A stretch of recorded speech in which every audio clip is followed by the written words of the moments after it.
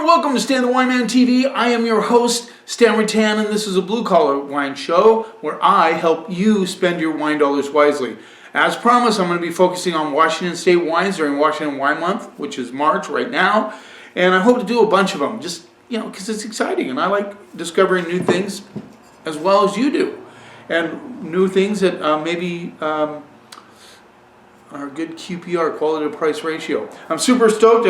I'm hoping to be able to interview Ashley Trout, one of the top women winemakers in Washington State. Hopefully that'll come out sometime this month.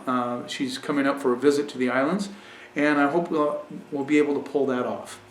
So, GSM blends from Washington State. GSM, Grenache, Syrah, Mourvedre. Sometimes they go the other way, Syrah, Grenache, Mourvedre, whatever. Some add a couple of other things, but these are very popular blends. Since Washington State is very close to the same latitude as the Rhone Valley in France, it makes sense that we can do very good GSM blends, or Rhone style blends as we'd like to say. So I have three here, all in the different price ranges, all pretty close actually. One's just a little bit more expensive. So looking forward to doing this episode. It just really showcases how Washington State can do actually Syrah very well, Grenache very well, and Mourvedre. And so, we'll see how they do. This first one we're going to do is actually a Oregon winery that uses Washington State fruit to make their wine. So it is Washington wine. This is the Lady Hill Winery Ad Lucem GSM blend with a little bit more. This is a 2020 from Columbia Valley. Oh, it's the Alana Red. Alana is the guy's wife's name, and this rolls in at $20. Now, it is a blend of 45% Syrah, 25% Mourvedre, 15% Grenache, 15% Durif, and Durif, of course, is another name, or actually probably the original name for Petite Syrah. So we throw a little Petite Syrah on this one. Give it a little rinse. Okay, very excited to try these. I'm familiar with a couple of them, but I haven't had this one in a while. This rolls in at $20 from Lady Hill Winery. Very, very, I would say purple black on this one. All right, let's see what we get on the nose. Immediately get blackberry, licorice right off the bat. There's an interesting kind of tobacco aroma coming through. Very kind of, I don't know how else to say it, but a little bit sharp. Like you're kind of getting the acidity on this one. I'm getting a little bit of an orange peel component coming through as well. And raspberry. Let's see what we get on the palate.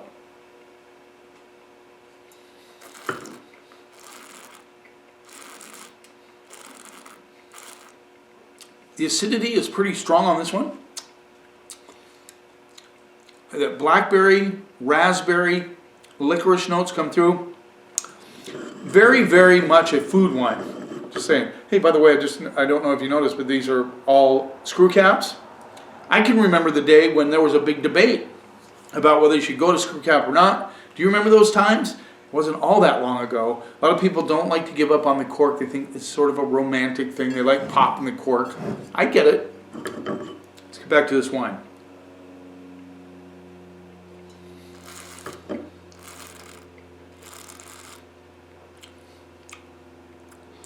Very interesting minerality on this one as well. I think the Petite Syrah probably gives it that little bit of a lift of the raspberry. Maybe just a little bit of blueberry coming through as well.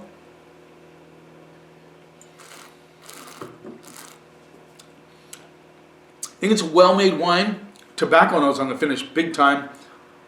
It needs food. This is one of those classic wines that if you don't have it with some sort of a beef dish, some sort of spaghetti and meatball sort of thing, you may not like it as much. It's definitely a food wine. Jerry Owen definitely is making this to pair with food. Blueberry notes really shine on the mid palate and the finish. Like I said, if you judge this solely by what it drinks solo, you're not going to get it right. It has to have food. I wish I had some cheeses here that'd be really good with some fairly strong cheeses. I'd have this with Campizola any day. Kind of a grit on the finish.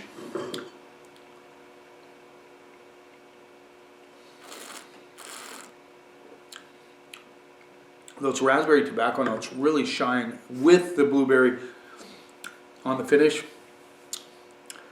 Has good structure, good integration, good balance. It really has a high tone on the palate from the acidity. And no doubt from the Petite Syrah. That's quite a bit of Petite Syrah, 15%. So I'm going to go BB+. I think it's a food wine, entirely a food wine, which is appropriate for a Rhone-style red, since you know they make them for food in Europe. So I'm going to go BB+. I think it's a well-made wine, but like I said, please don't drink it. So, although I should backpedal just a little bit. I have some friends I know that would love this wine all by itself. I'm curious, I'm getting a little heat on the back end on this one. 2020 was a good vintage too. See if I can quickly find the alcohol percentage. Sometimes it's not so easy. 14.5, 14.6, 14.6. There you go. Feeling a little bit, that heat down here. But I'm going to still say BB+. It's a well-made wine, needs food. Let's move on. Gilbert Sellers Allobroges. I hope I'm not butchering that. This is a 2021. This is Yakima Valley, one of my favorite appellations in Washington State. In fact, it is my favorite. I like Red Mountain, Yakima Valley. Actually, the oldest appellation in Washington State. 43% Grenache, 40% Syrah, and 17% Mourvedre. And this is made by my Winery of the Year winemaker, the Sage Rat winemaker, Dusty Jenkins. So he's a winemaker for Gilbert Sellers as well with a side project. $24. Give it a little rinse. Got to get the see now. People ask me, why do you dump out some of that wine before you drink it? You got to rinse it. Now, coming behind the evolution, Alana Red. We don't want that acidity to affect this wine. So we'll talk a little bit more as we go along here about the different things about Washington State wine. They have over, I think it's over 1,000 wineries now. Big event coming up on the 16th of March called Taste Washington. Big event down in Seattle. Over 700 wineries, food booths and everything to showcase Washington wine. So this is, again, purple black. This might be just a hair darker than the other one. I really think that Petite Syrah affected the evolution. Let's see what we get on those. A little bit of that bacon fat from the Syrah. What did we say here? Syrah, 40%. So I'm getting a little bit of that bacon fat. Boysenberry notes coming through, a little bit of black plum. Some currant notes as well. This has like a, you just know you're in for a big surprise on the palate with this nose. Let's see what we get on the palate.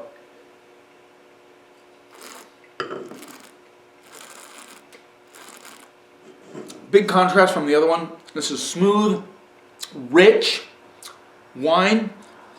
The black plum and boysenberry notes come through nicely with a little bit of currant underneath. The acidity is there. It gives it a little bit of a lift, but not nearly like the Alana Red from Lady Hill Winery.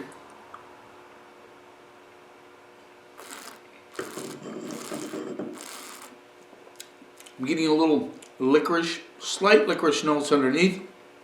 Nice finish. And on the finish, you get a little bit of that kind of char tobacco, bacon fat, a little bit, just slightly, not over the top.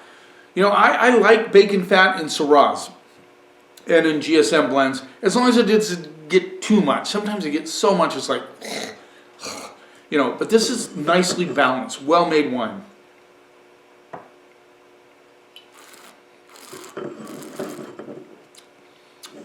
I'm even getting a little blueberry right on the back of the mid palate into the finish. Long finish, kind of charred, kind of a campfire char wood thing going on the finish. Not in an off-putting way. Give me right here. And a long finish as well. And very fresh because that acidity is nicely integrated. Good balance. Well-made wine. Well-made wine.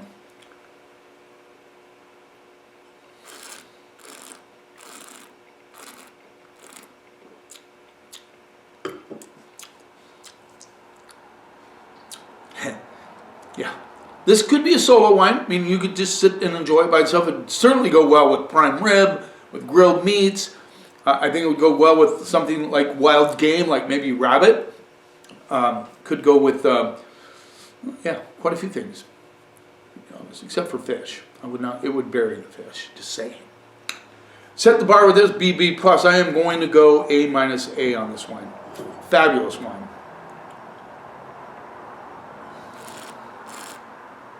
Dusty Jenkins, great winemaker.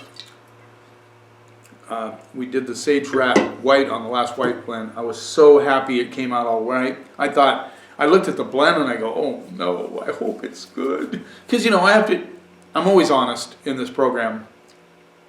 Like this wine a lot. Like the long finish. Love it. A-. Let's move on. Kevin White Winery 2022. So what do we got? 20, 21 and a 22? This was a 21, right? Yep. Very interesting. So Kevin White, fabulous winemaker, Washington State. He does this GSM blend, and you have to grab it while you can because it sells out quickly. So this is a 56% Syrah, 27% Grenache, 17% Mourvedre, $21.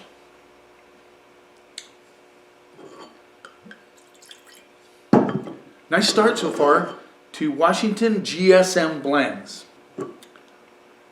Okay, again, very dark, which we'd expect for anything with Syrah, Mourvedre.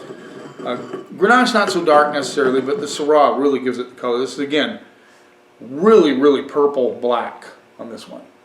Okay, let's get on those. Kevin White Winery. This has that kind of charred campfire thing on the nose right off the bat. I'm giving like a barbecued blueberry, boysenberry,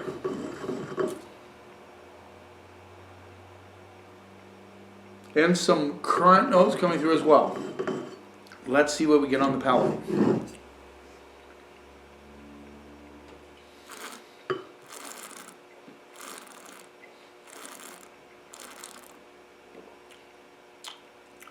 Yeah. I love this wine.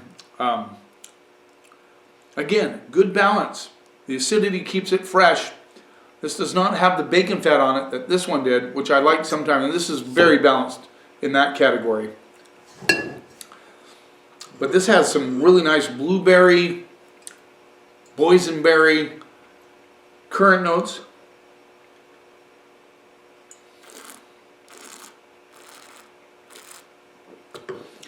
I'm really surprised in all of these I don't get the spice. This one has a little spice on the finish, but Syrah can be real peppery, and Grenache can add a little bit of white pepper to it too. And none of these show that, which is very interesting. It might be, and I'm not positive about, the oak treatment.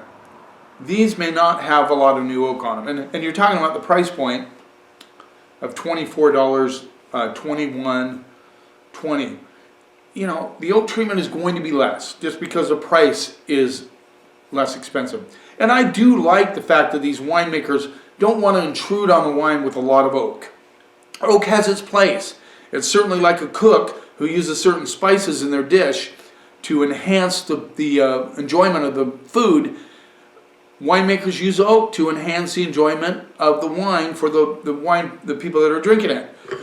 But spice comes from oak and comes from the grape. There's no doubt about that. But oak will add a lot of spiciness to it.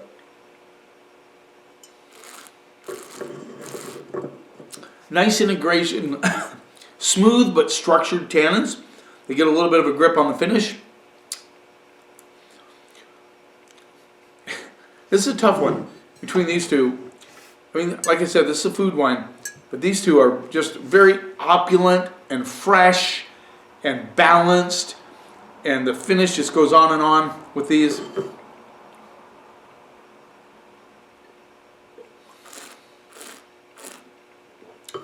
I get just a slight hint, very slight, of chocolate, almost in the bittersweet chocolate side. Finish is long, just like the Gilbert Sellers. This is tough. I'm going to go A-A on that one as well. I think these two guys are equal in quality. I like them both. And this one is just a plain old food wine. Have it with food and you will enjoy it a lot more. In fact, when I'm done with this episode, I'm going to go up to the house and have it with some food just to prove my point to myself. Oh, I got this new sweater. I really kind of think it's cool. My wife liked it too. But underneath, it's cold up here, guys. It was 36 this morning when I woke up to go running. But I'm still wearing my Drink for Washington. Yeah. Drink for Washington t-shirt underneath. There you have it. I hope you're enjoying these programs. I appreciate the followers, or the subscribers. It's very exciting. I'm getting really close to 1,000 followers on it. Yeah, 941, I think. So I'm like 59 away. So that's cool. 1,000 is kind of a goal I have. I'm looking forward to that. But you know what? I just enjoy doing these. I'm glad you're enjoying these episodes. Subscribe if you haven't already. Please subscribe to the channel so you can see what's coming up. I got a whole bunch of Washington wine episodes coming up soon. So you'll get to see those and not miss out. You keep watching, and I'll keep helping you spend your wine dollars wisely.